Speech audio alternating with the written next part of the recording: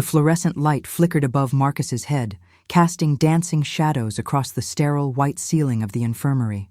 He tried to move his right arm, and a sharp pain shot through his shoulder like lightning, immediately reminding him of what had happened. The ambush, the bullets, the 3-story fall that should have killed him. His fingers instinctively gripped the white sheets, while fragments of the mission returned in violent flashes, each memory carrying the familiar weight of secrets he could never share with anyone. Marcus Kane was 32 years old and had worked for the CIA for a decade, 10 years keeping his real job hidden from everyone, 10 years building false identities so convincing that sometimes he himself forgot who he really was. The pain in his shoulder was real. The infirmary was real. But Marcus knew that even here, in a secret agency medical facility in Virginia, he was still alone. He always had been. "Mr. Kane?" The voice was feminine, professional, but with a softness that seemed out of place in this environment. "Can you hear me?" Marcus forced his eyes to focus. The woman entering through the door wasn't wearing the standard medical uniform he expected. She wore black pants and a simple white blouse. No identification, no badge. Brown hair pulled back in a low bun. Thin-framed glasses surrounding green eyes that studied him with an intensity that made his spine straighten automatically. She carried a file folder, not a medical chart. "Where am I?" Marcus asked, his voice coming out rougher than he would have liked. Never show weakness. It was a rule he'd learned on his first day of training. Secure medical facility, Virginia. She pulled a chair and sat beside the bed, maintaining a professional but not distant distance. "You were lucky.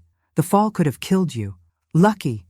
Marcus repeated the word as if it were foreign. Field agents didn't believe in luck. They believed in planning, training, and when everything failed, in survival instinct. "Who are you?" "Dr. Sarah Chen, but I'm not here as your doctor." She opened the file folder, and Marcus caught a glimpse of his own photograph clipped to classified documents.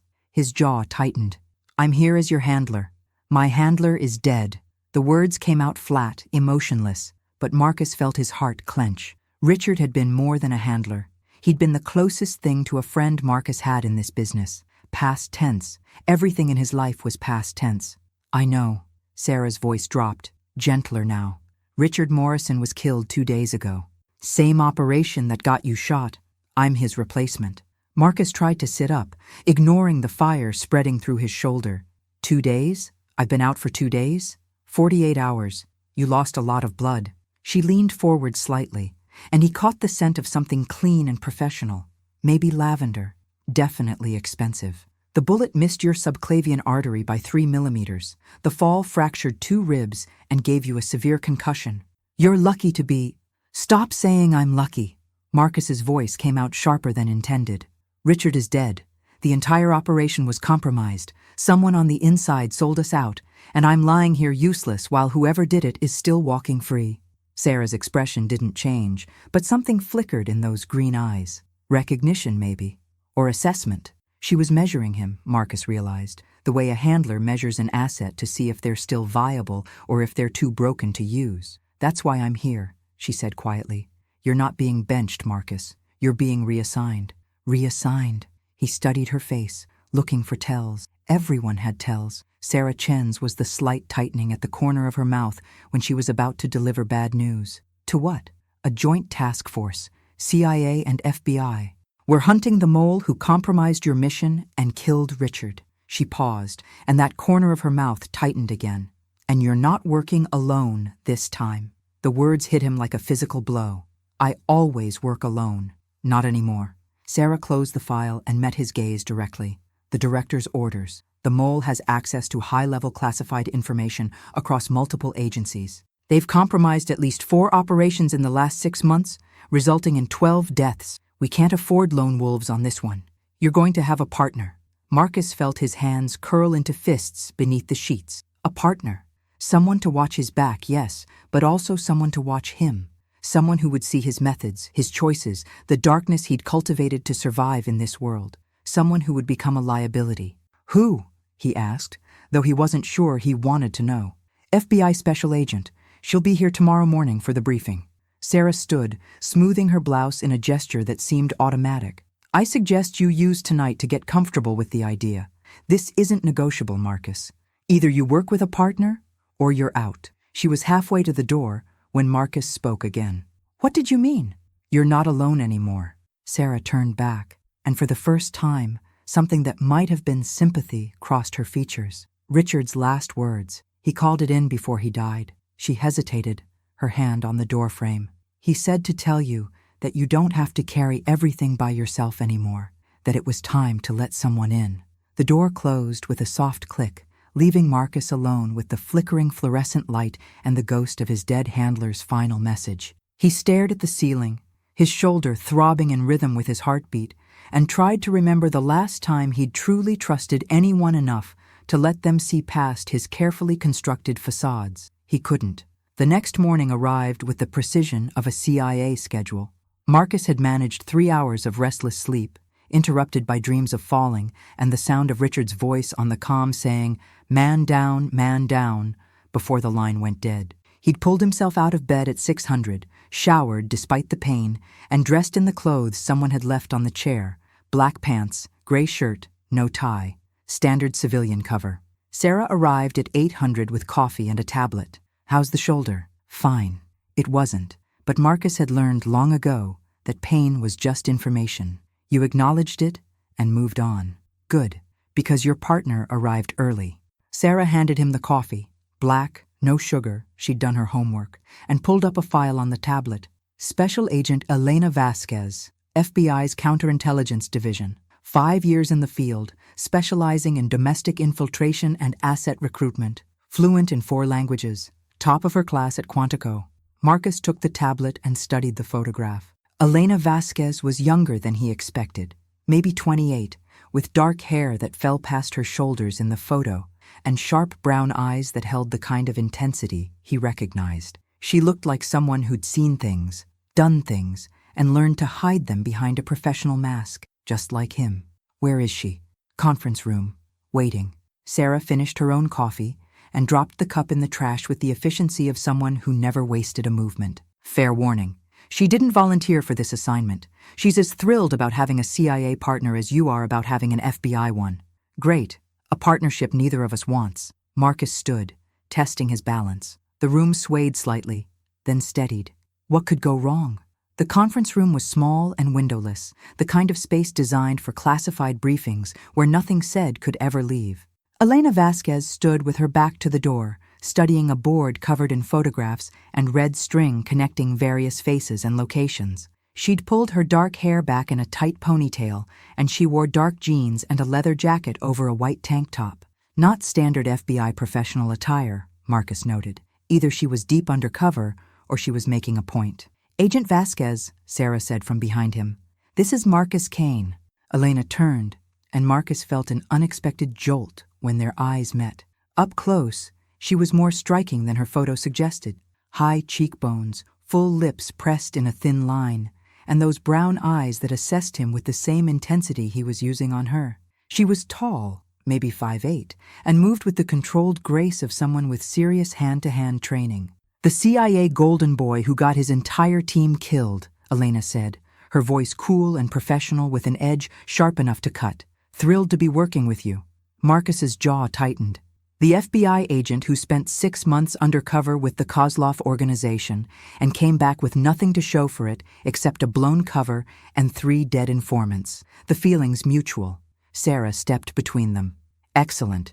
You've both done your homework on each other. Now that we've established you're both exceptional at your jobs and terrible at playing well with others, can we focus on finding the mole who's killing our people? Elena's gaze didn't leave Marcus's face. He always this charming? Only when he likes someone, Sarah replied dryly. She moved to the board and tapped a photograph of a man in his 50s with silver hair and a politician's smile. Senator James Crawford, chairman of the Senate Intelligence Committee. Unlimited access to classified operations across CIA, FBI, NSA, and DHS. Perfect position to feed intel to foreign actors. Marcus studied the board more carefully. Red strings connected Crawford to various incidents. The compromised extraction in Prague, the blown surveillance operation in Moscow, the embassy bombing in Beirut that had killed 4 CIA officers, and there, in the bottom right corner, a photo of Richard Morrison with a red X through his face. You think a U.S. Senator is the mole? Marcus's voice was carefully neutral, but his mind was already racing through implications. A senator would be nearly impossible to investigate, let alone prosecute. We don't think, we know. Elena pulled a file from the table and handed it to him. For the last 8 months, I've been working a Russian intelligence officer named Alexei Volkov. He was ready to flip, ready to give us everything. Then 3 weeks ago, he disappeared. Last communication he sent me was a warning. The corruption goes to the top. Trust no one. Marcus opened the file. Surveillance photos showed Elena meeting with a man in his 40s, athletic build, expensive suits. More photos showed the same man entering the Russian embassy in D.C. And you think Crawford is Volkov's handler? Not his handler, his asset. Elena moved to stand beside the board, her finger tracing the red string. We think Crawford has been feeding intel to the Russians for at least 3 years. Volkov was his primary contact. When I got close to flipping Volkov, they killed him and made it look like a car accident. And Richard? Marcus's voice came out rougher than intended. Was he getting close too? Sarah nodded.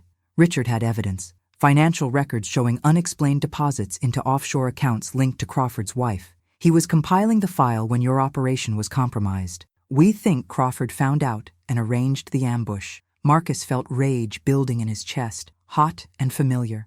Richard had been killed because he'd gotten too close to the truth, and Marcus had survived by pure chance, 3 millimeters between life and death. So what's the play? He asked, forcing his voice to stay level. We can't exactly walk up to a sitting senator and arrest him for treason. No, Sarah agreed. But we can build an airtight case. That's where you two come in. She pulled up a new image on the screen mounted on the wall, an invitation to a charity gala, black tie, next Saturday. Crawford is hosting a fundraiser at his estate in McLean. 500 guests, including half the intelligence community. You're both going undercover. Elena crossed her arms. As what? A couple. Sarah's expression suggested she was enjoying this more than she should. Marcus, you'll be going as Michael Sterling, a defense contractor looking to expand his connections in Washington. Elena, you'll be his girlfriend, a former State Department analyst turned consultant. You'll have a week to prepare your cover identities and learn to act like you can stand being in the same room together. Marcus looked at Elena. She looked back. Neither of them spoke, but he could see the same calculation running behind her eyes that was running through his mind. A week to prepare. A gala full of potential witnesses and security. One chance to get close enough to Crawford to find evidence without blowing their cover or getting killed. What's the objective? Elena asked finally. Crawford keeps a private study in his home. We have intelligence suggesting he maintains physical copies of his communications with his Russian handlers. Old school. Impossible to hack remotely. Sarah pulled up a floor plan of Crawford's estate. You need to get into that study, photograph everything, and get out without anyone knowing you were there. And if we're caught? Marcus already knew the answer, but he asked anyway. Then you were never there. This operation never happened, and you're both disavowed. Sarah's voice held no apology. This was the job. These were the rules. You'll have one shot at this. Crawford's security is extensive, but during the gala, he'll be occupied playing host. That's your window. Marcus studied the floor plan. Second floor, east wing, reinforced door with biometric lock, cameras in the hallway, pressure sensors on the floor. It was doable, but barely. And that was assuming everything went perfectly, which in his experience, it never did. When do we start? He asked. Now. Sarah handed them each a phone. These are your new devices, encrypted, untraceable, programmed with your cover identities. You'll be living together for the next week at a safe house in Arlington. You need to know each other well enough that your relationship looks real. Elena's eyebrows rose. Living together. Dating couples tend to cohabitate, Agent Vasquez. Sarah's tone was dry.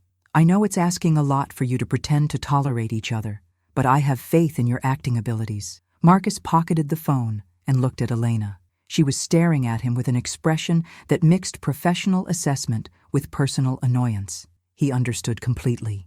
A week living with a stranger, building a false relationship, all while preparing for a mission that could get them both killed. One condition, Elena said suddenly. We do this my way in the field. FBI runs counterintelligence ops on U.S. soil, not CIA. You follow my lead. Not happening. Marcus kept his voice level but firm. I've been running covert ops since you were in high school. I take point. You've been running solo ops where the only person at risk was you. This is different. We're both exposed. I'm not following someone who's used to treating people as expendable assets. The barb hit closer than Marcus wanted to admit. He had treated people as assets. It was how you survived in this business. You calculated risks, made hard choices, and didn't let emotions cloud your judgment. But Richard had died on his watch, and that calculation suddenly felt cold and inadequate. Enough. Sarah's voice cut through the tension. You're both leads on this operation. You make decisions together, or this doesn't work. Figure out how to trust each other, because if you don't, Crawford wins and more people die. The room fell silent. Marcus could hear the hum of the ventilation system, the distant sound of footsteps in the hallway outside. Elena was still watching him, those brown eyes searching for something. Trust, maybe, or at least the possibility of it. Fine, Marcus said finally. We work together. Equal partners. Elena nodded slowly. Equal partners. She extended her hand. Let's catch this bastard. Marcus took her hand. Her grip was firm, confident, the handshake of someone who'd learned to project strength even when they felt vulnerable. He recognized it because he'd perfected the same technique. The jolt that went through him at the contact was unexpected and unwelcome.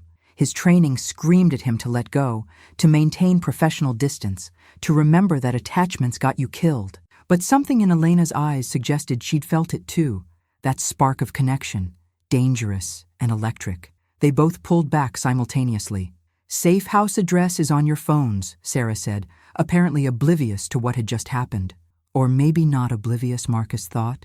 Maybe this was part of her plan. Your cover materials will be delivered tonight. Use the time to build your backstory, learn each other's habits, make it convincing. The safe house was a 2-bedroom townhouse in a quiet Arlington neighborhood, the kind of place where young professionals lived while they climbed the ladder in D.C. Generic furniture, bland art on the walls, a kitchen stocked with basics, but nothing personal. Marcus had lived in dozens of places like this, temporary, disposable, easy to walk away from. Elena arrived an hour after him, carrying a duffel bag and a garment bag. She'd changed into workout clothes, and Marcus tried not to notice how the athletic gear emphasized her lean, muscular frame. Professional distance, he reminded himself. This was a job. I'll take the smaller bedroom, she said without preamble, heading for the stairs. I'm an early riser. I run 5 miles every morning at 0600. I drink my coffee black, and I cook my own meals, so don't expect me to play housewife. Wasn't planning on it. Marcus stayed in the living room, watching her climb the stairs. I'll be using the dining room table as a workspace. I need to review all the intel on Crawford before the gala. Elena paused on the landing. You always this much fun? Only when I'm forced into partnerships I didn't ask for with people I don't know. Good thing we're going to be madly in love by Saturday then. Her smile was sharp and didn't reach her eyes. I'll be down in an hour. We should start working on our backstory. When she disappeared into her room, Marcus let out a breath he hadn't realized he was holding. This was going to be harder than he thought. Not the mission. He'd infiltrated hostile territory, seduced assets, and talked his way out of execution chambers. But living with someone? Pretending to be in a relationship? Letting someone close enough to see past his carefully maintained walls? That was a different kind of danger. He spread the Crawford files across the dining room table and forced himself to focus. Facts, evidence, timeline. These were things he could control. Senator James Crawford, 62 years old, married to Catherine Crawford for 30 years. 2 adult children, both working in the private sector. Distinguished military service, decorated veteran, 3 terms in the Senate. On paper, he was the perfect public servant.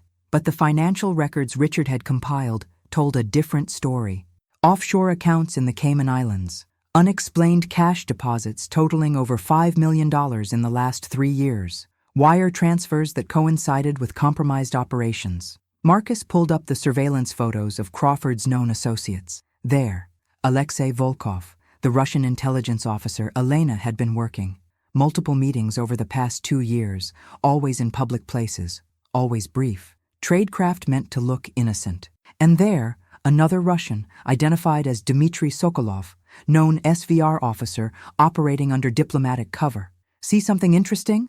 Marcus looked up to find Elena standing in the doorway. She'd changed into jeans and a soft gray sweater that made her look younger, less guarded. Her hair was down now, falling in dark waves past her shoulders. Without the professional armor of her work clothes, she looked almost normal, human. Multiple contacts between Crawford and Russian intelligence over 2 years, Marcus said, forcing his attention back to the files. All in public, all carefully staged to look coincidental. But the pattern is clear. Elena moved to stand beside him, close enough that he caught the scent of her shampoo, something clean and floral. She studied the photos with the same intensity he'd seen earlier, her mind clearly working through the implications. Volkov told me Crawford was careful, she said quietly. Everything in person, nothing digital. He said the senator was paranoid about electronic surveillance, insisted on old-school methods. Smart, harder to trace. Marcus pulled up the floor plan of Crawford's estate again. Which means, if we're going to find evidence, it'll be in that study. Physical documents, maybe recorded conversations. The question is how we get past the security. Elena leaned over the table, her finger tracing the route from the main ballroom to the second floor. Service stairs here, but they'll be monitored during the gala. Security will be watching for exactly what we're planning. Not if we give them something else to watch. Marcus pulled up the guest list. 3 senators, 2 cabinet members, the director of national intelligence, and about a dozen other high-value targets. Crawford's security will be spread thin, trying to cover everyone. You want to create a diversion. I want to create an opportunity. He looked at her, meeting those brown eyes directly. But we need to sell the relationship. If anyone suspects we're not really a couple, they'll be watching us more closely. Elena straightened, crossing her arms. So, we need a convincing backstory. How did Michael Sterling and... She checked her phone. Sophia Reston meet? Sophia? Marcus couldn't help the slight smile. CIA picked that? Apparently, I look like a Sophia. Elena's tone was dry. So, Michael, how did we meet? Marcus leaned back in his chair, considering. Defense contractor, former Army Ranger. You'd be drawn to someone with a military background because it reminds you of your father. Elena's expression flickered, just for a moment, and Marcus caught it. Interesting. He'd hit something real. Fine, she said carefully. What else? We met 6 months ago. Some kind of professional event. Defense industry conference, maybe? You were there consulting for a private security firm. We started talking about geopolitical risk assessment, discovered we had similar views on foreign policy, started dating 2 months later. Why aren't we living together yet? Because you value your independence and I travel too much for work. But we're serious enough that I invited you to this gala, because it's important for my business to make connections with Crawford Circle. Elena nodded slowly, working through the logic. And what do I do when you're traveling? Consulting work, risk assessment for companies expanding into hostile markets. Occasionally you still take contracts with the State Department because you miss the government work. Marcus studied her face, looking for reaction. You left state because you got tired of the bureaucracy, but you still believe in the mission, service, country, all that. You're good at this. Elena's voice was quiet, almost wondering. Building cover stories, making lies sound like truth. It's what I do. Marcus kept his tone neutral, professional, but something about the way she said it made his chest tighten. What I've always done. That must be exhausting. She moved to the window, looking out at the quiet street. Never being able to just be yourself. The observation hit harder than it should have. Marcus stood, moving to join her at the window. Outside, a couple walked by with their dog, laughing about something. Normal people living normal lives, with no secrets, no lies, no weight of classified darkness pressing down on them every moment. What makes you think this isn't myself? He asked quietly. Elena turned to look at him, and there was something in her expression that suggested she understood more than she should. Because I do the same thing. Different agency, same methods. And sometimes I wonder if I've been undercover so long that I've forgotten what's real and what's performance. The honesty disarmed him. Marcus was used to calculated conversations, every word chosen for maximum strategic effect, but there was no calculation in Elena's voice, just recognition. A mirror seeing a mirror. How long were you undercover with Kozlov? He asked. 6 months, 22 weeks of being someone else, sleeping next to a man I hated, pretending to believe in his worldview. Her jaw tightened. And when it fell apart, when my cover got blown and my informants got killed, the Bureau blamed me, said I'd gotten too close, lost objectivity. Is that true? Elena's laugh was bitter. I don't know. Maybe. I believed I was keeping the appropriate distance, but maybe I was lying to myself. Either way, 3 people died because I missed something, because I wasn't good enough. Marcus recognized the guilt in her voice. He'd heard the same tone in his own head every time an operation went wrong, every time an asset got compromised, every time he had to make the calculation between mission success and human cost. Richard's death wasn't your fault, Elena said suddenly, as if reading his mind. The ambush, the compromised operation, that was Crawford. That was the mole, not you. I should have seen it coming. The words came out before Marcus could stop them. Richard called me 30 minutes before it happened, said something felt off, that the timing was too convenient. I told him he was being paranoid. I told him to proceed as planned. You couldn't have known. That's the problem. I should have known. It's my job to know. Marcus turned away from the window, needing distance. Richard trusted me. He followed my lead, and now he's dead because I missed the signs. The silence stretched between them, heavy with shared understanding. They were both carrying the weight of deaths they felt responsible for, failures they couldn't forgive themselves for. In any other circumstance, with any other partner, Marcus would have locked that guilt away, hidden it behind the professional mask. But something about Elena's honesty made his own walls feel inadequate. We should get back to work, he said finally. Practice the cover story. Make sure we can answer any questions about our relationship without hesitation. Elena nodded, but her eyes lingered on his face for a moment longer, searching. Okay, let's start with the basics. My favorite color? Blue, like your mother's eyes. Marcus pulled the answer from the cover materials he'd memorized. Your father was career military, Army. He died when you were 17. Your mother remarried 2 years later to a civilian contractor. Good. Your turn. Where did you grow up? Rural Pennsylvania. Small town, middle-class family. Father was a mechanic, mother was a teacher.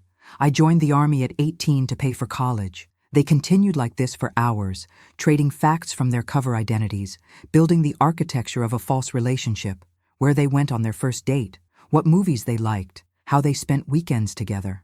With each detail, the lie became more elaborate, more convincing, and somewhere in the process, something shifted. Maybe it was the late hour, or the intimacy of sharing even fictional details about their lives. But Marcus found himself watching the way Elena tucked her hair behind her ear when she was concentrating, the way her eyes lit up when she was working through a problem, the quick intelligence in her responses, the sharp wit that matched his own. We should call it a night, Elena said finally, glancing at her watch. It was nearly midnight. Big day tomorrow. Sarah wants us at the office by 800 to go over the security details for Crawford's estate. Right. Marcus stood, his shoulder protesting the movement.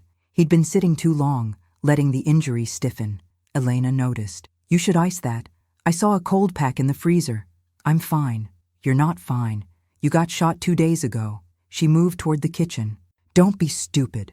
Let me get the ice pack. Before Marcus could argue, she was back with the cold pack wrapped in a towel. She gestured for him to sit, and when he did, she carefully placed the ice against his shoulder. Her fingers brushed his neck, and Marcus felt that electric jolt again, stronger this time. Thank you, he said quietly.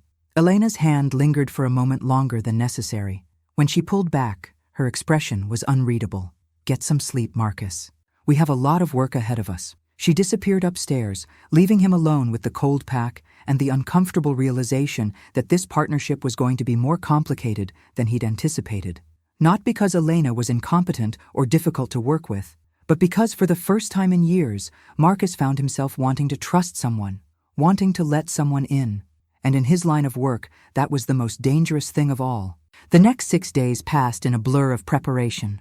Mornings started with Elena's 5-mile runs, which Marcus joined despite his shoulder's protests. The physical training helped rebuild his strength, but it also gave them time to talk without the pressure of building cover stories. They discovered a shared dark sense of humor, a similar pragmatic approach to the work, and an unexpected ease in each other's company. Afternoons were spent at the CIA facility, going over every detail of Crawford's estate, the layout, the security systems, the guest list, the timing of the senator's movements during the gala. Sarah drilled them relentlessly, throwing scenarios at them, testing their cover story, looking for weaknesses. Who's Michael's best friend from the Army? Sarah would ask suddenly. Jake Mitchell served together in Afghanistan, now works private security in Dubai, Elena would answer without hesitation. Sophia, what was your thesis topic at Georgetown? Comparative analysis of economic sanctions as foreign policy tools in post-Cold War era, Marcus would reply. By Thursday, they had the rhythm down. By Friday, Sarah declared them ready. Remember, she said during their final briefing, your objective is intelligence gathering, not confrontation. Get in, photograph the documents, get out. If anything goes wrong, abort and extract. We'll find another way. Understood, Marcus said. But he caught Elena's expression. She was thinking the same thing he was. There wouldn't be another way. This was their shot. Saturday arrived with clear skies and unseasonably warm weather for October in Virginia. Marcus spent the morning reviewing the floor plans one more time, committing every detail to memory. Elena was upstairs getting ready, and he could hear the sound of running water, the occasional movement. When she finally came downstairs, Marcus felt his breath catch. The woman descending the stairs looked nothing like the FBI agent he'd spent the week with. Elena wore a floor-length navy gown that clung to her curves, her dark hair swept up in an elegant style that exposed her neck and shoulders. Subtle makeup emphasized her eyes, making them even more striking. She looked like exactly what their cover claimed, a sophisticated consultant comfortable in Washington's elite circles. You clean up nice, Marcus said, finding his voice. Elena's smile was wry. So do you. Marcus glanced down at his tuxedo. The rental fit perfectly, tailored to hide the slight bulk of the concealed weapon at his ankle and the compact camera in his jacket pocket. He felt like he was wearing a costume, but he supposed that was the point. Ready for this? He asked. Elena moved to stand in front of him, close enough that he could see the slight tension in her jaw, the way her pulse beat at her throat. She was nervous, he realized, just as nervous as he was, but she hid it well. You know what Sarah said about making this look real? Elena's voice was soft. About selling the relationship? Yeah, then we need to practice. Before Marcus could ask what she meant, Elena stepped closer and kissed him. The kiss was meant to be professional. Marcus understood that. A practice run to make sure they could sell physical intimacy without hesitation. But the moment Elena's lips touched his, something shifted. The kiss deepened, became real, and Marcus found his hands moving to her waist, pulling her closer. Elena's fingers curled in the lapels of his jacket, and for a moment that stretched too long and not long enough, they weren't Marcus Kane and Elena Vasquez. They weren't CIA and FBI. They were just two people who'd been circling each other all week, pretending the attraction wasn't there. When they finally pulled apart, both breathing harder than they should be, Elena's eyes were wide. That should work, she managed. Yeah. Marcus's voice was rough. That should work. The drive to McLean was silent, both of them processing what had just happened and what it might mean. But when they pulled up to Crawford's estate, professional masks slipped back into place. They were Michael Sterling and Sophia Reston now. Just another couple attending a fundraiser, nothing suspicious, nothing to see. The estate was even more impressive in person. A modern mansion sprawling across 5 acres of manicured grounds with security checkpoints at the entrance and cameras covering every angle. Valets took their car. Security personnel with discreet earpieces checked their invitations against the guest list. Everything was designed to look welcoming while maintaining absolute control. Mr. Sterling, Ms. Reston, a host greeted them at the entrance. Welcome. The senator is mingling in the grand ballroom. Please, enjoy the evening. They entered a world of wealth and power. Crystal chandeliers that probably cost more than Marcus made in a year. Art on the walls that belonged in museums. Guests in designer clothes discussing policy and influence with the casual ease of people who shaped the world. Marcus felt Elena's hand slide into his, warm and steadying. Showtime, she whispered. They worked the room carefully, making conversation with defense contractors and former military officers, establishing their cover. Marcus played the role of ambitious businessman eager to expand his connections. Elena was the charming girlfriend, intelligent enough to engage in serious conversation, but deferential enough not to threaten male egos. It was a carefully choreographed performance, and they executed it flawlessly. An hour in, Senator Crawford himself approached. Michael Sterling, Crawford said, extending his hand. He was shorter than he looked in photographs, but he carried himself with the confidence of someone who'd spent decades wielding power. His silver hair was perfect, His smile practiced. "I've heard about your work in the defense sector. Impressive portfolio." "Thank you, Senator." Marcus shook his hand, maintaining the appropriate level of respect without seeming obsequious. "This is my girlfriend, Sophia Reston." "Pleasure to meet you, Ms. Reston." Crawford's eyes assessed Elena with the calculation of a predator. "Sophia Reston. You wouldn't happen to be related to Ambassador Reston?" Elena's smile didn't waver. "Distant cousin. Though I'm afraid I chose a less glamorous career path. Risk assessment consulting doesn't have quite the same cachet as diplomatic service." Crawford laughed. "But infinitely more practical, I'd imagine. Please, enjoy the evening. Michael, perhaps we can find time to discuss potential opportunities. I'm always interested in supporting innovative defense solutions." As Crawford moved away to greet other guests, Marcus felt Elena's grip on his hand tighten briefly. They'd passed the first test. Crawford had accepted their cover without question. "He's smooth," Elena murmured as they moved toward the bar. "Practiced liar." "Takes one to know one," Marcus replied quietly. They spent another 30 minutes circulating, waiting for the right moment. The gala was reaching its peak. Guests loosened up by alcohol and good food. Security focused on the high-profile attendees in the main ballroom. Crawford was holding court near the far end, surrounded by admirers. "Now," Marcus said softly. They moved toward the hallway that led to the residential wing, walking like a couple seeking privacy rather than infiltrators on a mission. At the base of the main staircase, Elena stumbled slightly, and Marcus caught her. "Too much champagne," she said loudly enough for the nearby security guard to hear. "I need to find a restroom." "Upstairs and to the left, ma'am," the guard said, barely glancing at them. They climbed the stairs, moving with the casual certainty of invited guests. The second floor was quieter, most of the staff focused on the party below. Marcus counted cameras, one at the top of the stairs, one at the junction of the hallway, one outside Crawford's study. They'd planned for this. Elena pulled a compact from her purse, angling it to create a reflected glare that would temporarily blind the camera outside the study. Marcus moved fast, pulling the specialized lockpick from his cufflink. The biometric lock on Crawford's door was sophisticated, but CIA tech was better. 15 seconds, and the lock clicked open. Inside, the study was everything the intel suggested: wood-paneled walls, expensive furniture, and most importantly, a large safe behind a painting of the Washington Monument. Marcus photographed the room quickly with the concealed camera, then moved to the safe. 4 minutes, Elena whispered from her position at the door. "Security sweep comes through here in 4 minutes." Marcus's hands were steady as he worked. The safe's combination lock was old-fashioned, mechanical rather than digital. Harder to hack remotely, but vulnerable to someone with the right training. He listened to the tumblers, feeling for the subtle give that indicated alignment. 3 minutes. The safe opened.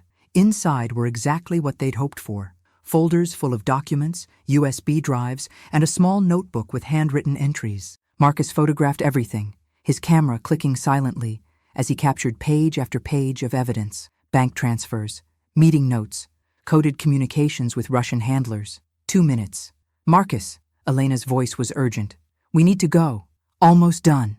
1 more folder. He flipped it open and froze. Inside were surveillance photos of him, of Elena, taken over the last week at the safe house in Arlington. Crawford knew. "Marcus, now!" He grabbed the folder and shoved it in his jacket, closed the safe, and moved to Elena's side just as footsteps echoed down the hallway. They slipped out of the study, Marcus relocking the door while Elena created another camera blind. Then they were moving down the hall, not running, but walking fast, like a couple returning from an intimate moment. The security guard appeared at the top of the stairs. "Evening," Marcus said pleasantly, his arm around Elena's waist. "Great party." The guard's expression was suspicious. "This area is restricted during events."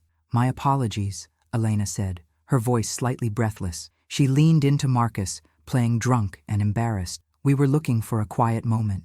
You know how it is." The guard's suspicion eased slightly. "Please return to the ballroom. All guest areas are on the first floor." They descended the stairs, maintaining the act until they reached the main floor.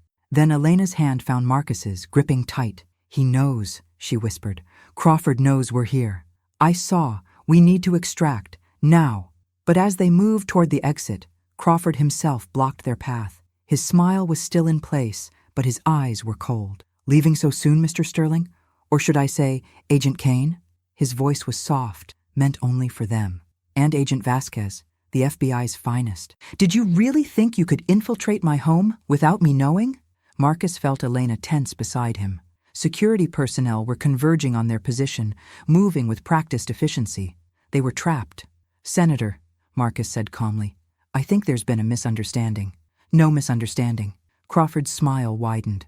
"I've known about the investigation for weeks. Your handler, Richard Morrison, was very forthcoming once we applied the right pressure. Sang like a bird before we killed him." Marcus felt rage explode in his chest, but he kept his expression neutral. "Then you know we have evidence. Photographs of everything in your safe. If anything happens to us, it goes straight to the press. Evidence that will be dismissed as fabricated by a desperate CIA trying to frame an innocent senator." Crawford gestured, and security moved closer. "You have two options. Come quietly, and we'll stage this as a tragic accident. Two party guests who had too much to drink and fell from the balcony. Or resist and die in a much less pleasant manner. Either way, you don't leave here alive." Marcus's mind raced, calculating odds. 6 security personnel, all armed. 2 exits, both blocked. Windows, but they were on the first floor now, surrounded by guests. Any fight would be public, messy, impossible to contain. Elena's hand squeezed his. 3 quick pulses. A signal. She had a play. "Senator," Elena said suddenly, her voice loud enough to carry, "thank you so much for hosting such a wonderful evening. Michael and I were just telling your security team how impressed we are with the safety measures. Very thorough." Crawford's expression flickered with confusion. Several nearby guests had turned to look at the commotion. "In fact," Elena continued, raising her voice further, "we'd love to discuss your security protocols for a story we're working on. I'm Elena Vasquez, investigative journalist for the Washington Post. This is my colleague, Marcus Kane. We've been researching corruption in defense contracting, and your name has come up quite a bit." The lie was brilliant. Crawford couldn't have them killed in front of witnesses who now thought they were reporters, and if he tried to detain them, it would look like intimidation of the press. "I don't know what you're talking about," Crawford managed, but his composure was cracking. "Really?" Marcus pulled out his phone, the one with the encrypted connection to the CIA. "Because I have the deputy director on speed dial, and I'm sure they'd love to hear about how a sitting senator just threatened federal agents conducting a legal investigation." More guests were gathering now, sensing drama. Cell phones appeared, recording. Crawford's perfect evening was falling apart, and he knew it. "Get out," Crawford said quietly, his voice shaking with rage. "Get out of my house." They walked toward the exit, security personnel parting reluctantly. Marcus kept his body between Elena and Crawford's men, half expecting a bullet in the back at any moment. But they made it to the door, down the steps, past the confused valets. Their car was waiting. Elena drove, keeping to exactly the speed limit as they pulled away from the estate. Neither of them spoke until they were 5 miles away, the mansion disappearing behind them in the rearview mirror. "That was insane," Marcus said finally. "That was improvisation." Elena's hands were shaking on the wheel. "Did you really get everything?" "Every page." Marcus patted his jacket pocket, "including surveillance photos proving Crawford knew we were investigating him. And this." He pulled out the folder he'd grabbed. "Photos of us at the safe house." Elena glanced at the folder, her expression darkening. "He's been watching us all week, which means he knows the safe house is compromised. We can't go back there. Where do we go?" Marcus pulled out his phone and dialed Sarah's emergency number. She answered on the first ring. "Status? Compromised. Crawford made us. We have the evidence, but he knows everything. The safe house, our covers, probably our real identities." Sarah's curse was creative. "Extract protocol. Location Bravo. Move now." The line went dead. Location Bravo was a secondary safe house in Maryland, known only to Sarah and her immediate team. If Crawford had CIA sources, they wouldn't know about it. "Maryland," Marcus said. "Take Route 50 east." They drove in silence, both processing what had just happened.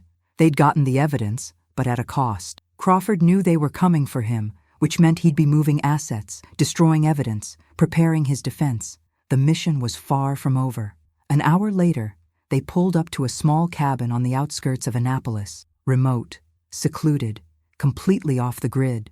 Sarah was already there, her expression grim. Inside, now. The cabin was sparse but functional. Sarah had set up a laptop and secure connection. "Show me what you got." Marcus transferred the photos from the camera to Sarah's encrypted drive. Document after document filled the screen. Bank transfers, communications with Russian handlers, coded messages discussing compromised operations. The evidence was damning, more than enough to bring Crawford down. "This is good," Sarah said quietly. "Better than good. This is everything we need." She looked up at them. "But Crawford knows you have it, which means he's going to come after you with everything he has. You're both officially targets now." "What's the play?" Elena asked. "We move fast. Get this evidence to the Justice Department first thing Monday morning. Simultaneous raids on Crawford's offices, his home, his known associates. We hit him from every angle before he can run or destroy what's left. And in the meantime," Marcus already knew the answer. "You two stay here, together. Don't contact anyone. Don't go anywhere. I'll have a protection detail outside, but inside this cabin, you're on your own." Sarah stood, gathering her equipment. "There's food in the kitchen, weapons in the lockbox under the bed. Stay alert. If Crawford has the resources I think he does, he'll try to eliminate you before Monday." After Sarah left, the cabin felt suddenly very small. Marcus stood at the window, watching the darkness outside, his training screaming at him to stay vigilant. "We should sleep in shifts," Elena said behind him. 2 hours on, 2 hours off." "Agreed." He turned to face her. She'd kicked off her heels and let her hair down. The elegant party guest replaced by the federal agent, but she still wore the navy gown, and in the low light of the cabin, she looked beautiful and dangerous and utterly real. "That kiss earlier," Marcus said before he could stop himself. "Was that just part of the cover?" Elena's expression softened. "Does it matter?" "Yes." She moved closer until they were standing face to face in the small cabin. The kiss was cover, but the feeling behind it wasn't. Marcus felt something in his chest unlock, a wall he'd maintained for years suddenly crumbling. "This is a bad idea. Probably the worst idea we've ever had." Elena's smile was sad. "We're terrible at this. At being real with each other. At trusting." "Richard's last words," Marcus said quietly. "He said I don't have to carry everything alone anymore. That it was time to let someone in." "And do you believe him?" Marcus thought about the last week, about learning to work with a partner, about letting Elena see past his professional masks, about the unexpected ease he felt in her presence, about how terrified he was that she'd become another name on his list of people he'd failed to protect. "I'm trying to," he admitted. Elena reached up, her hand cupping his face. "For what it's worth, I think Richard was right. You're not alone anymore, Marcus. Neither of us is." When she kissed him this time, there was no pretense of cover, no mission objective, just two people who'd spent their careers hiding who they really were, finally choosing to be seen. They spent the night taking turns on watch, stealing moments of connection between security checks, talking about their lives before the agencies claimed them, about the choices that had led them to this cabin, this mission, this unexpected partnership, about what might come after, if they survived. Morning arrived with gray skies and the news that the Justice Department had fast-tracked the warrants. By noon, federal agents were raiding Crawford's properties. By evening, the senator was in custody, charged with espionage, treason, and conspiracy to commit murder. Sarah called with the update. "It's over. Crawford's done. And the evidence you two collected is airtight. He'll spend the rest of his life in prison." "And the mole's network?" Marcus asked. Crawford wasn't working alone. "We're rolling up his contacts now. Every name in those documents, every account number, every communication. It'll take months to dismantle completely, but we got them." Sarah's voice softened. "You both did good work. Richard would be proud." After the call ended, Marcus found Elena on the cabin's small porch, watching the sun set over the Maryland countryside. "So," she said as he joined her, "what happens now?" "Now we go back to our normal lives, separate agencies, separate missions." The words felt wrong even as he said them. "Right. Normal." Elena's laugh was hollow. "Except nothing feels normal anymore." Marcus took her hand, the gesture feeling both natural and terrifying. "Sarah offered me a position. Permanent handler for a new joint CIA-FBI task force, hunting down the rest of Crawford's network. Did you accept?" "I told her I needed to talk to my partner first." He met Elena's eyes. "If you're interested, the FBI liaison position is open." Elena was quiet for a long moment, processing the implications, working together permanently, building something real instead of running separate missions, alone in the dark. "Partners," she said finally. Equal partners? Equal partners, Marcus confirmed. No more carrying everything alone. Elena squeezed his hand. Then I'm in. They stood together on the porch, watching the sunset paint the sky in shades of orange and red. Tomorrow they'd return to Washington, to briefings and debriefings and the endless work of justice. But tonight, for the first time in longer than either could remember, they weren't alone. Richard had been right. You didn't have to carry everything by yourself. Sometimes the strongest thing you could do was let someone in, trust them, build something together instead of surviving alone in the shadows. It was terrifying. It was dangerous. It was absolutely against every rule of tradecraft Marcus had ever learned. But as Elena leaned against him, her head on his shoulder, Marcus realized that some rules were meant to be broken, some risks were worth taking, and some partnerships were worth fighting for. You're not alone anymore, Elena whispered, echoing the words that had started everything.